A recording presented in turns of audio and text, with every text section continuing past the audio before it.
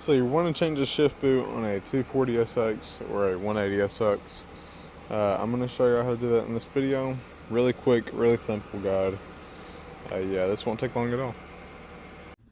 Okay, so your center garnish has specific clips around the sides of them, so you just want to be very careful when popping them up, as this is old Japanese plastic we're talking about.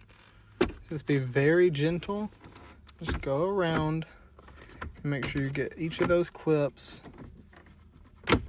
Try not to make the weight too uneven, and that's how you take off all the clips. Then you're going to undo your shifter and take the actual boot off, or take the entire center garnish off, and then you'll see on the bottom there's going to be some screws holding our boot in.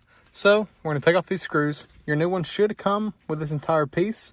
If not, you can definitely reuse the actual piece that screws in. Now these are plastic threads, so when you're screwing them in, be careful not to strip them, as they can strip pretty easily. And hopefully y'all's pops out as easily as mine did. None of the clips were damaged. This is also a good time to go ahead and inspect everything. Make sure your shift boot is lined up normally. Mine's looking a little bit to the side, but it'll be all right. And then you can go ahead and, do whatever you need to do. Okay, so now that we have our shift boot inside, we flip it over. You're going to see the 4 screws to take it out. Remember that this is different. You cannot put this in either way. The one at the bottom is going to have a bigger gap than the one at the top. Just keep that in mind. And your new shift boot should have slots. If it does not, you can always just tap out a little bitty slot to slide it into each of these spots to quickly replace it. Now I do recommend, when installing the new shifter, pulling it inside out and putting a zip tie or something to hold it to the shifter, or you could have what happened to mine, where this can just simply slide up and down the shifter, exposing the bare metal. It doesn't look as nice. Okay, so once you have your new shift boot installed, the 4 screws, you're going to want to turn it inside out, and you're essentially just going to open it up. It's bright.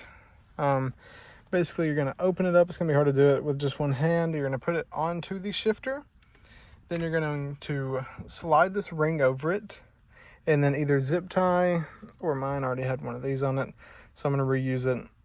And it's basically going to clamp the leather material to the ring below the shifter, but above the bare metal. So that way it'll look nice once your shifter's reinstalled. So I'm going to go ahead and do that, and then I'm going to invert it and start pressing it in. And this is the final product. I don't know if y'all remember what it looked like before, but it was looking a whole lot worse than this. Make sure, of course, you have all the play that you need to hit all the gears. And yeah, that's pretty much it. It's a short video. It's a simple install, something everybody can do.